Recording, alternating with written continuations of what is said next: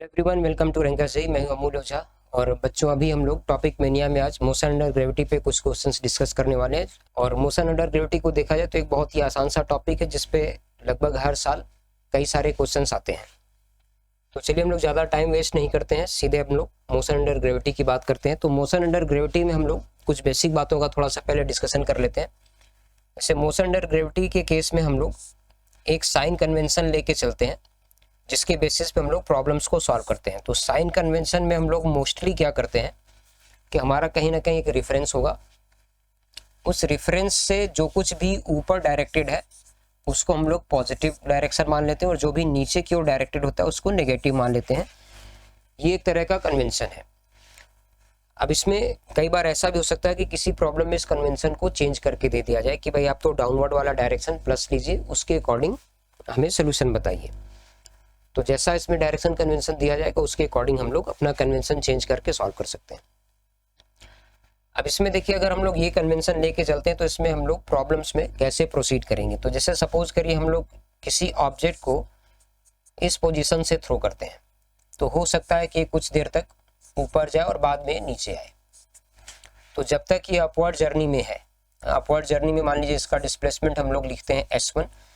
जब ये ऊपर से नीचे आ रहा होगा उस पार्ट में अगर इसके डिस्प्लेसमेंट को S2 बोला जाए तो S1 इसका पॉजिटिव आएगा, और S2 हम लोग जब ये ऊपर से नीचे फॉल करना शुरू करता है उसमें अगर हम लोग इसको S2 कंसीडर करें डिस्प्लेसमेंट को, तो S2 को हम लोग नेगेटिव कंसीडर करेंगे।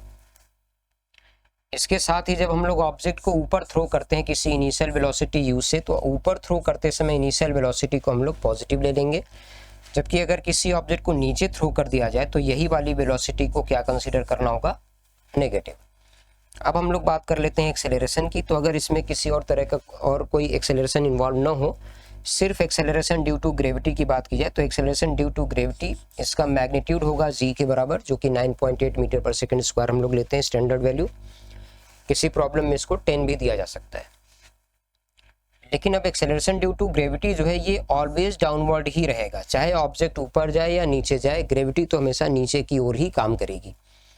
तो हम लोगों ने ये जो साइन कन्वेंशन लिया है, इस साइन कन्वेंशन के हिसाब से अगर हम लोग एक्सेलरेशन की बात करें तो एक्सेलरेशन को माइनस के साथ c के बराबर लिखना है, चाहे ऑब्जेक्ट ऊपर जा रहा हो या नीचे आ रहा हो। इसके बेसिस पे हम लोग कुछ चीज़ें इसमें देख सकते हैं। अब एक दूसरी बात ये और है कि ये जो मोशन अंडर ग्रेविटी है ना, ये एक स्पेशल केस है। Motion under gravity is a special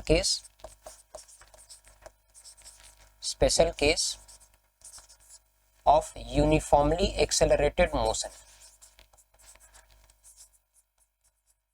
uniformly accelerated motion. तो अगर मोशन अंडर ग्रेविटी की बात हम लोग करते हैं तो यहाँ पर जो मोशन है वो यूनिफॉर्मली एक्सेलरेटेड है, तो इसके लिए हम लोग एक्सेलरेशन को यूनिफॉर्म बोल सकते हैं। और एक्सेलरेशन जब यूनिफॉर्म होता है तो इसमें सबसे अच्छी बात क्या है कि हम लोग इक्वेशंस ऑफ मोशन को यूज कर सकते हैं। Equations of motion, equations of motion को यहाँ पर यूज किया जा सकता है। ये एक बहुत अच्छी बात है। तो इक्वेशन ऑफ मोशन की जैसे हम लोग बात करते हैं तो फर्स्ट इक्वेशन मान लीजिए v equal to u plus a t, इसको हम लोग अप्लाई कर सकते हैं। Second equation s is equal to u t plus half a t square, इसको अप्लाई किया जा सकता है।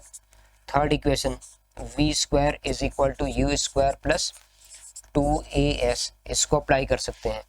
एवरेज का भी कंसेप्ट लगा सकते हैं, s is equal to u plus v by 2 into t, इसको भी यूज कर सकते हैं। nth सेकेंड का displacement sn is equal to u plus half a 2n minus 1, ये सब कुछ यूज किया जा सकता है।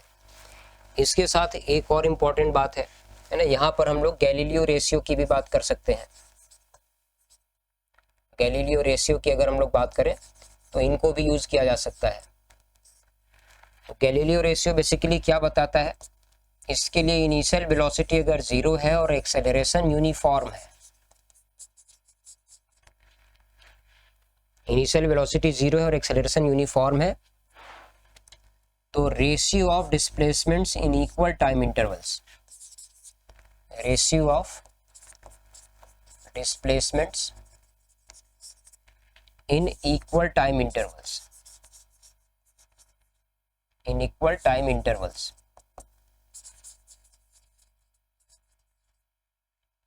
ये जो रेशियो है इक्वल टाइम इंटरवल्स, ये रेशियो आ जाता है ऑड नंबर के रेशियो में 1, 3, 5, 7 etc।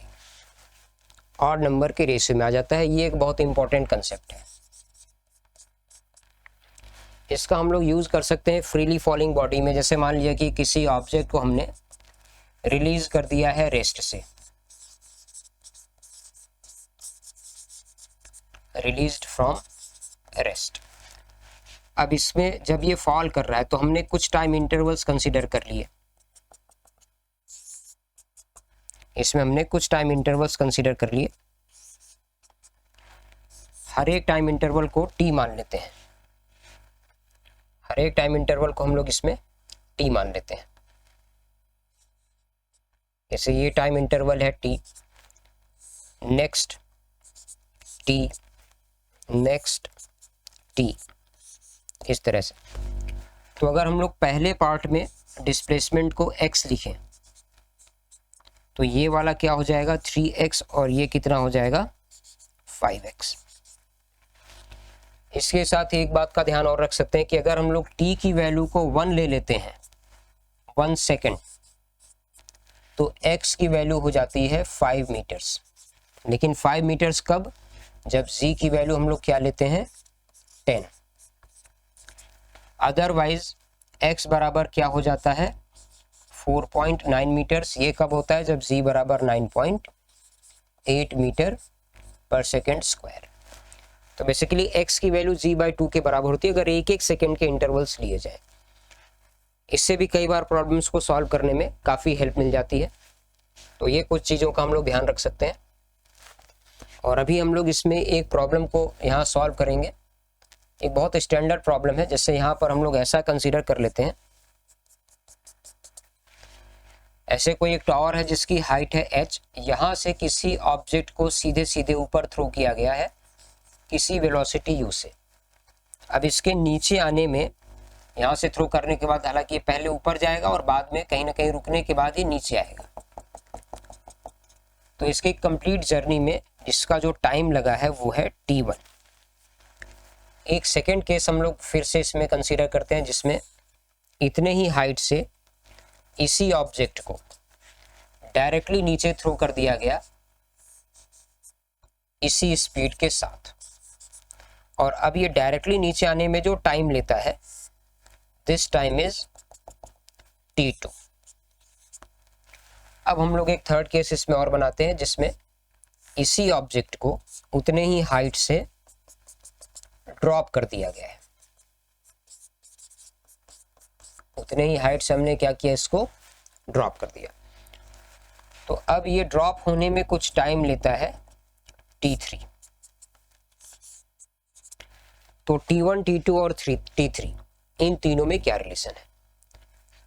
तो इसके लिए देखिए हम लोग इसमें बहुत बेसिक से अप्रोच से चलेंगे। जैसे यहाँ से इसको थ्रो किया गया तो इसमें ऑब्जेक्ट इस पोजीशन से चल के अल्टीमेटली ग्राउंड पे आएगा। तो डिस्प्लेसमेंट अगर हम लोग देखें, फर्स्ट केस में डिस्प्लेसमेंट को s1 लिखें तो s1 की वैल्यू है -h। सेकेंड केस में अगर डिस्प्लेसमेंट को s2 लिखा जाए तो this one is also -h। ये वाली जो वैल्यू है ये अगेन क्या है, -h। और थर्ड केस में अगर डिस्प्लेसमेंट को s3 लिखें तो s3 is also equal to -h। Displacement हर बार माइनस में h है। ऐसा हम लोग क्यों कर रहे हैं? क्योंकि हमने अपवर्ड वाले डायरेक्शन को प्लस और डाउनवर्ड वाले डायरेक्शन को माइनस मान लिया है।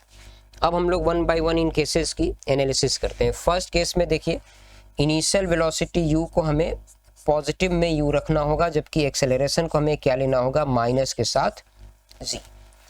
सेकेंड केस में u की वैल्यू को हम लोग नेगेटिव में रखेंगे -u, जबकि एक्सेलरेशन अभी भी यहाँ क्या रहेगा, माइनस में g। थर्ड केस में जब इसको ड्रॉप किया गया है तो ये रेस्ट से चलना स्टार्ट करेगा। u की वैल्यू यहाँ 0 लिखेंगे और एक्सेलरेशन की वैल्यू रहेगी माइनस में g। अब इन तीनों केसेस के लिए हम लोग इक्वेशंस फ्रेम कर लेते हैं। जैसे फर्स्ट के लिए जो डिस्प्लेसमेंट s1 है -h, इसकी वैल्यू हम लोग क्या लिखेंगे, u into t1 -12 g t1 square. ये हमने फर्स्ट इक्वेशन बना लिया। सेकेंड के लिए हम लोग डिस्प्लेसमेंट S2 बराबर क्या लिखेंगे, minus H will be equal to minus u into T2 minus half g T2 square. ये है सेकेंड इक्वेशन। और इक्वेशन नंबर 3, इसको हम लोग देखें तो displacement minus H is equal to u, तो इसमें 0 है, into T3 minus half g T3 square. ये तीसरा इक्वेशन है। अब इन तीन इक्वेशन से हमें T1, T2 और T3 को रिलेट करना है। तो इनको रिलेट करने के लिए हम लोग यहाँ पर क्या कर सकते हैं, तो इसके लिए हम लोग कुछ ऐसा कर लेते हैं कि जैसे पहले दो इक्वेशंस में u है, इनको हम लोग एलिमिनेट कर लेते हैं। तो फर्स्ट इक्वेशन को डिवाइड कर देते हैं T1 से, सेकेंड इक्वेशन को डिवाइड कर देते हैं T2 से, और इसके बाद अगर हम लोग इन दोनों को ऐड कर दें, इन दोनों को क्या करें, ऐड कर दें, first divided by T1 plus second divided by T2, then add both equations. तो हमें क्या मिलेगा, यहाँ T1 से डिवीजन में u आ जाएगा, यहाँ T2 से डिवीजन में माइनस u आएगा, और ऐड करेंगे तो u कैंसिल हो जाएगा। तो हमें जो रिजल्ट मिलेगा वो रिजल्ट क्या होगा, इस स्टेप के बाद जो हमारा रिजल्ट होगा, first equation divided by T1 minus H upon T1, इसके बाद सेकेंड में क्या है, T2 से डिवाइड करके लिखना है, तो this is minus H upon T2 बराबर हमें क्या मिलेगा, u से u कैंसिल हो गया, माइनस हाफ जी T1 क्या आएगा इसमें, माइनस हाफ जी T1 minus half g T2, यही वैल्यू मिलेगी हमें। अब यहाँ पे हम लोग क्या कर लेते हैं, इससे हम लोग h की वैल्यू फाइंड कर सकते हैं, यहाँ से h की वैल्यू फाइंड कर सकते हैं। तो h की वैल्यू अगर हम लोग यहाँ से कैलकुलेट करें, माइनस का साइन सब में कॉमन है, या ऐसे कर लेते हैं, माइनस h यहाँ से कॉमन कर लेते हैं, तो ये आ जाएगा 1/T1 प्लस 1/T2। तो 1/T1 प्लस 1/T2 को RHS में ले जाते हैं, और यहाँ से हम लोग माइनस में z/2 कॉमन कर लेते हैं। इसके साथ हमें क्या मिलेगा, T1 प्लस T2, और ये 1/T1 प्लस 1/T2 अगर हम लोग देखें तो ये क्रॉस मल्टीप्लाई होगा T1 T2, और नीचे आ जाएगा T1 प्लस T2। तो ये T1 प्लस T2 से T1 प्लस T2 कैंसिल हो गया। माइनस h की वैल्यू हमें यहाँ मिलेगी minus ji T1 T2 by 2। अब ये वाला जो इक्वेशन है, इसको अगर हम लोग थर्ड इक्वेशन से कंपेयर कर दें, तो माइनस h ये दोनों बराबर होंगे, तो इनका RHS जो होगा ये भी आपस में बराबर होगा। तो यहाँ से हमें क्या मिलेगा, minus g/2 T3 square, minus g/2 T3 square, इसकी वैल्यू कितनी आ जाएगी इसमें, माइनस g/2 T1 T2 के बराबर, माइनस g/2 T1 T2। यहाँ से अगर हम लोग इनको सॉल्व कर दें तो हमें एक रिजल्ट मिल जाता है, T3 is equal to root T1 T2। अब ये एक स्टैंडर्ड रिजल्ट है, ये जो हमने यहाँ पर सॉल्व किया ये एक प्रॉब्लम के जैसा भी है और एक स्टैंडर्ड रिजल्ट भी है, और इस रिजल्ट पे कई बार जेईई मेंस में प्रॉब्लम पूछे गए हैं। तो इस रिजल्ट को हम लोग यूज़ कर सकते हैं। और इसके बाद हम लोग देखते हैं कुछ PYQs में आए हुए क्वेश्चंस। तो देखिए, सबसे पहले हम लोग एक क्वेश्चन यहाँ पर लेते हैं, a body projected vertically upward with a certain speed from the top of a tower reaches the ground in time T1 if it is projected vertically downward from the same point with the same speed it reaches the ground in time T2. The time required to reach the ground if it is dropped from the top of the tower is। ये exactly वही problem है जो अभी हम लोगों ने इसके पहले सॉल्व किया है, तो इसमें हमें ज़्यादा सोचने की ज़रूरत नहीं है। अगर इस टाइम को हम लोग T3 लिखें तो T3 is equal to root over T1 T2। इसका सोल्यूशन देखना चाहे तो अभी हमने जो पहले प्रॉब्लम सॉल्व किया है वही उसका सोल्यूशन है। तो चलिए अब हम लोग इसमें आगे देखते हैं दूसरा प्रॉब्लम क्या है। इसको एक स्टैंडर्ड रिजल्ट के जैसे भी याद रख सकते हैं, T3 equal to root T1 T2। Next इसमें हम लोग देखते हैं क्या प्रॉब्लम है। A ball is thrown vertically upward with an initial velocity of 150 metre per second. The ratio of velocity after 3 second and 5 second is x plus 1 upon x। Then the value of x is take g is equal to 10 metre per second square. अभी बहुत ही basic सा problem है, एक तरह से देखा जाए तो स्कूल लेवल का प्रॉब्लम है। इसमें हमारे पास क्या क्या इंफॉर्मेशन है। इनिशियल वेलोसिटी गिवन है 150 मीटर पर सेकेंड में। एक्सेलरेशन ड्यू टू ग्रेविटी, इसका मैग्नीट्यूड है 10, लेकिन डायरेक्शन हम लोग नीचे की ओर रहेगा तो माइनस लिख लेंगे, मीटर पर सेकेंड स्क्वायर में। टाइम देखिए दो अलग अलग टाइम दिया है। पहले वाले को मैं T1 बोल देता हूँ तो ये है 3 सेकेंड।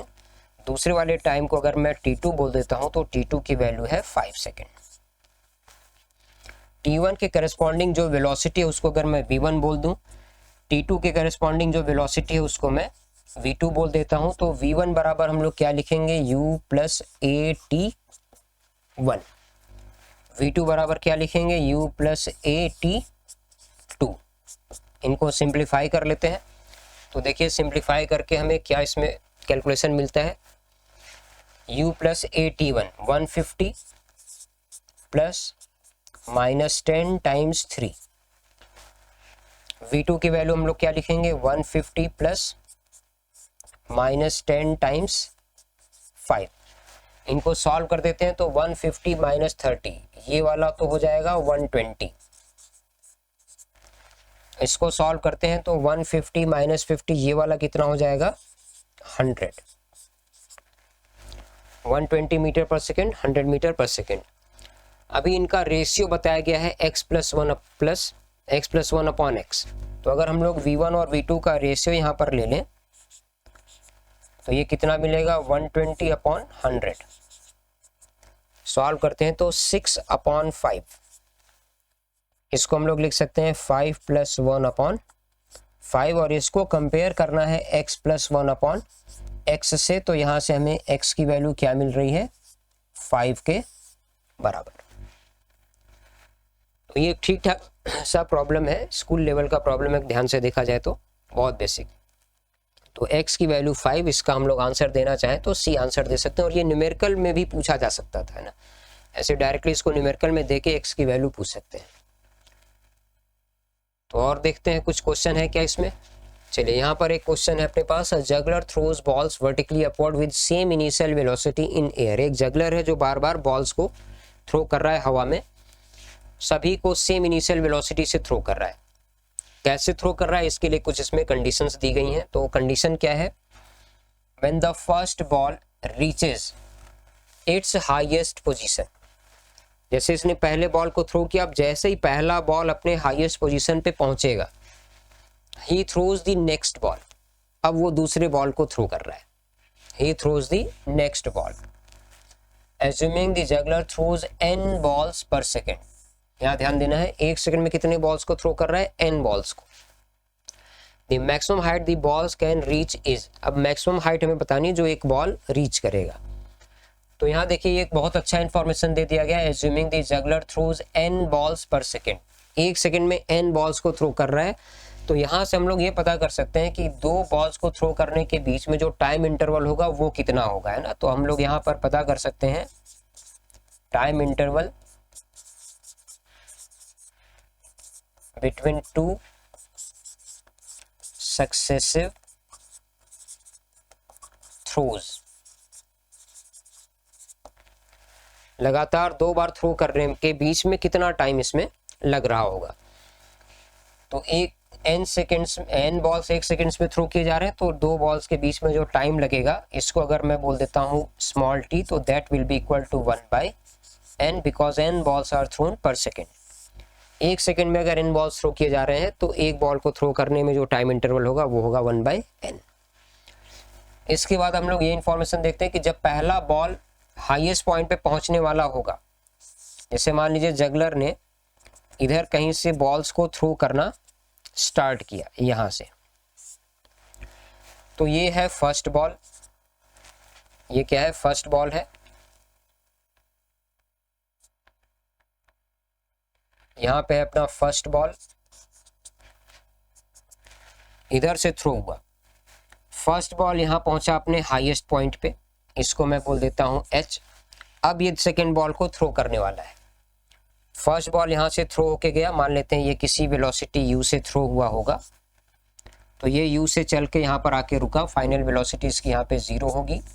इसमें इसने h हाइट अटेंड किया और ये हाइट ही हमें फाइंड करनी है। लेकिन अब ये जब पहले वाला यहाँ पहुंचेगा तभी ये दूसरे वाले को थ्रो करने वाला होगा, तो इन दोनों के बीच में जो टाइम लगेगा वो टाइम t के बराबर है, जिसकी वैल्यू अपने पास है 1/n। तो इनिशियल वेलोसिटी मान लेते हैं u, अभी तक u की वैल्यू हमें पता नहीं है, ये हमारे लिए अननोन है, लेकिन टाइम पता है 1/n सेकेंड में ये हाईएस्ट पॉइंट पे पहुंच जाएगा और उसके अकॉर्डिंग हमें h की वैल्यू फाइंड करनी है।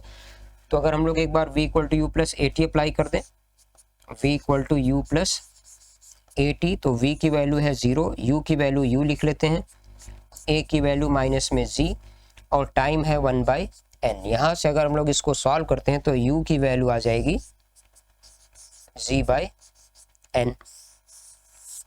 एक बार इनिशियल वेलोसिटी कैलकुलेट हो गई तो ये हाइट हम लोग फाइंड कर सकते हैं, चाहे तो इसमें डिस्प्लेसमेंट का इक्वेशन लगा दिया जाए या फिर थर्ड इक्वेशन यूज़ कर लें, जो इसमें ठीक लगता है उसको यूज़ किया जा सकता है। ऐसे अगर हम लोग थर्ड इक्वेशन यूज़ करें, v² = u² + 2as, तो फाइनल वेलोसिटी 0, इनिशियल वेलोसिटी का स्क्वायर g² / n² + 2, a की वैल्यू माइनस में g और डिस्प्लेसमेंट है h के बराबर। यहाँ से हम लोग h कैलकुलेट करेंगे तो h की वैल्यू आ जाएगी g/2 n², g/2 n²।